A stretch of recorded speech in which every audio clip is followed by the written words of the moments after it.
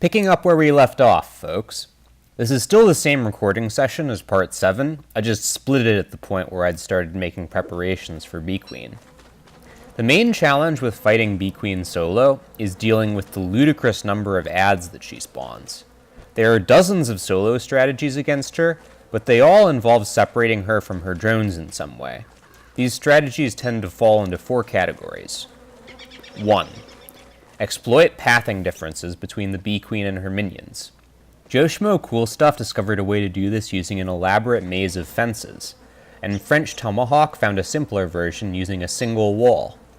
Like the single wall technique for fighting Dragonfly though, I think these methods are very clever, but I avoid using them personally because the exploit is clearly non-diegetic. There's no in-universe explanation that really satisfies me for why the drones choose to path around walls they could simply fly over. Overtime discovered a way to do this by exploiting the Queen's slightly greater move speed compared to her drones. I like this method a lot and would be happy to use it personally, but I'm not sure I have the mechanical skill to pull it off yet, and I don't want to risk losing Friedrich to find out. For now, it's just something I'll practice in my console worlds. 2. Use cheap area of effect to continuously distract or destroy the drones. I've mentioned Overtime's Bee Queen solo with Wendy and Abigail before, but that method is very time and resource intensive. It cost Overtime about 3 days, 30 dragon pies, 30 cooked cactus, and 20 backup Abigail's flowers. It's just very costly to take time out of the fast-paced battle to find safe windows to summon Abigail back. I had an idea to manipulate bosses with area of effect attacks to constantly clear the Bee Queen's drones for me, but this was also prohibitively expensive because of the amount of armor needed to survive tanking Bee Queen and Deerclops or Berger simultaneously. Don Johnny figured out a way to do this much more efficiently than I did by staying just barely out of Deerclops' range for most of the battle, but it still requires you to wait until winter and is only available once a year. 3. Use special, expensive boss-killing resources to quickly kill Bee Queen from outside of her drone's range, or during a brief window where the drones have been put to sleep with the pan flute. Gunpowder is very costly for every character due to the difficulty of farming large amounts of niter. Darts are very costly for every character except Ms. Wickerbottom due to the difficulty of farming large amounts of reeds. However, if you have somehow accumulated an abundance of these resources through patience or other means, they can be very efficient tools for killing bosses quickly and safely. Gelot demonstrates textbook use of them in his no-damage boss run as Maxwell, which I'll link in the description. Gunpowder and blow darts have a reputation as cheese in a large part of the DS community, but I have a lot of respect for folks who are willing to use them. It's actually pretty scary to me to think about spending all that time making 3 stacks of gunpowder or 200 blow darts, only to lose them all for nothing because you didn't time the explosion perfectly or got interrupted by hounds or adverse weather near the end of the fight. 4. Bring an army. There are a lot of variations on this one. Ms. Wickerbottom can summon an army of tentacles, but I'm not playing as Ms. Wickerbottom, so that's off the table. I could build a pig village or a bunny village around the Queen's hive and equip them with beekeeper hats, which is probably the most popular Bee Queen solo strategy. I'm going to avoid this strategy though, because I think it would be a little inconsiderate to Weber players. If a Weber ever joined the server and wanted to solo the Bee Queen, a pig or bunny village surrounding the hive would make it almost impossible, because pigmen and bunnymen are hostile to Weber. I could plant a bunch of spider nests around the hive, but this comes with basically the same issue as the previous strategy in reverse. Only Weber can use a spider army to fight Bee Queen without enormous difficulty. St. Baggins has showcased a strategy using an army of eye plants. This was the method I originally planned to use for this fight, before I finally settled on a strategy that I think is a little more thematically appropriate for this series. If you've been paying any attention to my actions in the background, or to this video's thumbnail, you've probably already figured it out. I'm smacking some individuals within George Eliot's herd to try to provoke them into chasing me to a nearby salt lick. I want to get them all grouped up. At some point I think I must have accidentally hit one of the children though, because Friedrich's angry at me when I dismount. Ouch! That was a whole 66 damage I ate there. The bonus from the war saddle applies even when it's turned against its maker.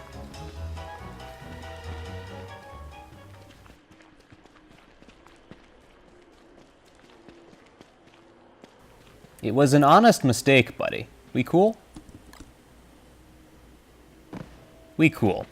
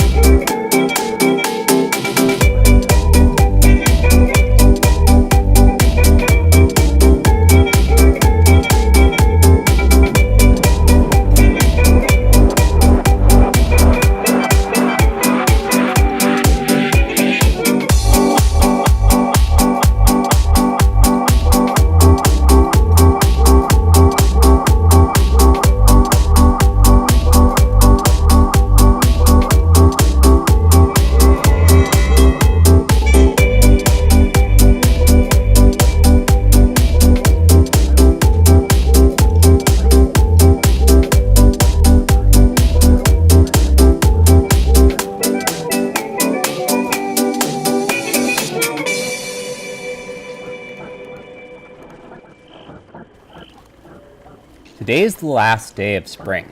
I don't want the new antlion's earthquakes interrupting my efforts to start a mass beefalo migration, so taking her out is my first priority of summer. Once antlion's gone, moving the herd will be pretty easy because they never go into heat during summer. Don't Starve Together beefalo seem to consistently have short mating seasons in fall and winter, and a long mating season in spring. I found the beefalo in Reign of Giants to be a little less predictable.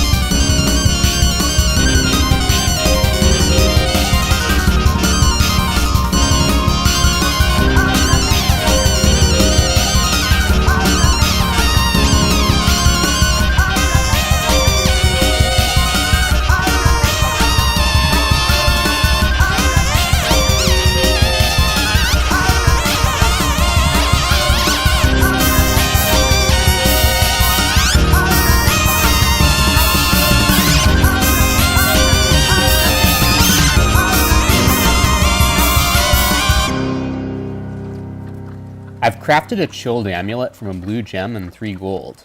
This is a slightly less popular option than the thermal stone for staying cool in summer, because you have to drop your backpack to use it. I'm a big fan of it though. Wearing it for just a few seconds reduces your temperature to safe levels, and it has 360 seconds of durability while worn. Combined with the shade of the umbrella on my head and the parasol in my hand, this pretty much lets me work all summer without interruption by the heat.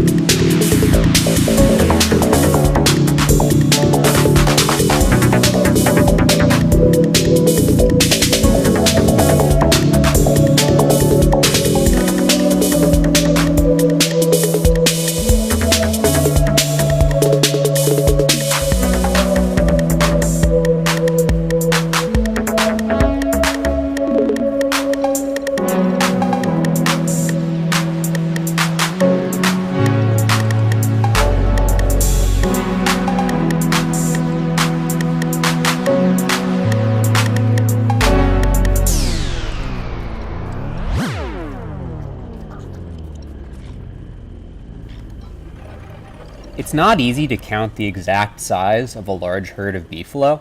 I've been doing my best to count them while they're sleeping and minimize the risk of counting any individuals twice or skipping them, and my best estimate is that there's about 25. I want at least 30, so I'm going to go call reinforcements from the other savannah.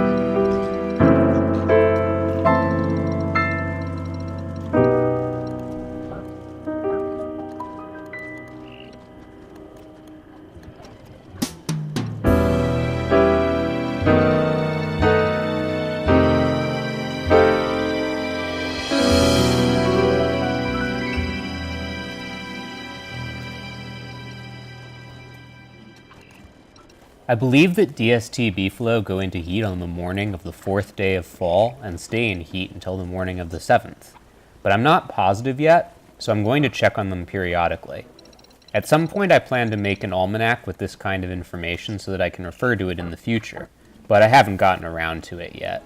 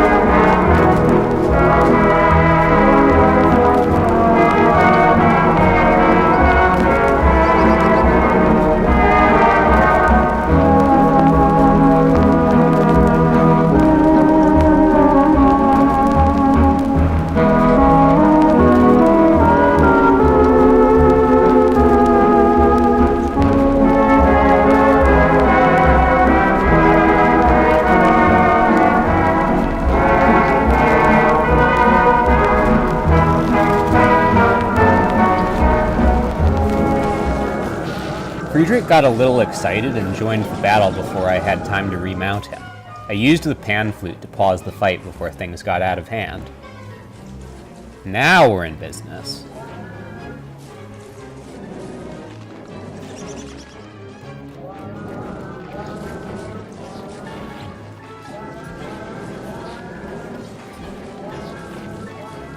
I'll let George Eliot's herd tank most of the damage from the drones, but whenever the drones are down and the queen is exposed, it's important for me to prioritize her. With his bonus damage and mounted attack period, Friedrich deals the damage of about 15 regular beefalo. He'll make the fight much shorter.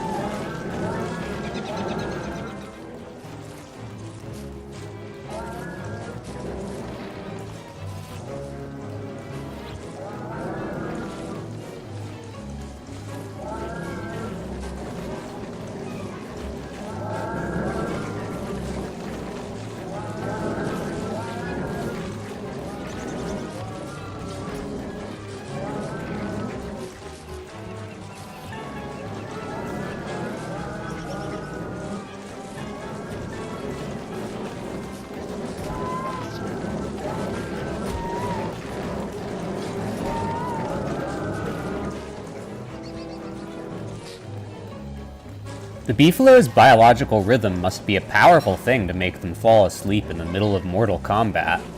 Don't worry though, they'll wake back up soon enough.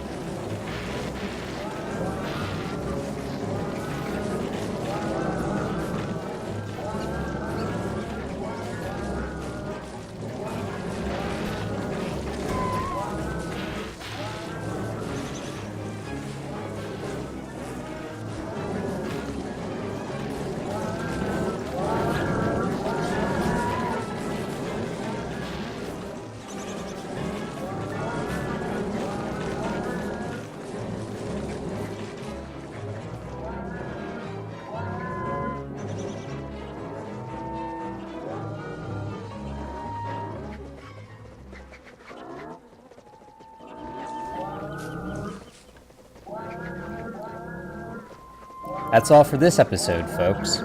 Next time I'll be fighting the shadow pieces.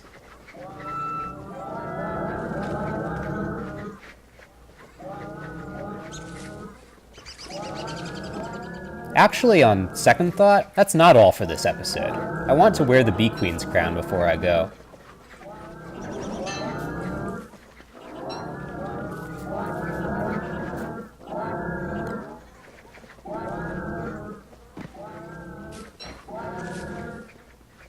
There we go.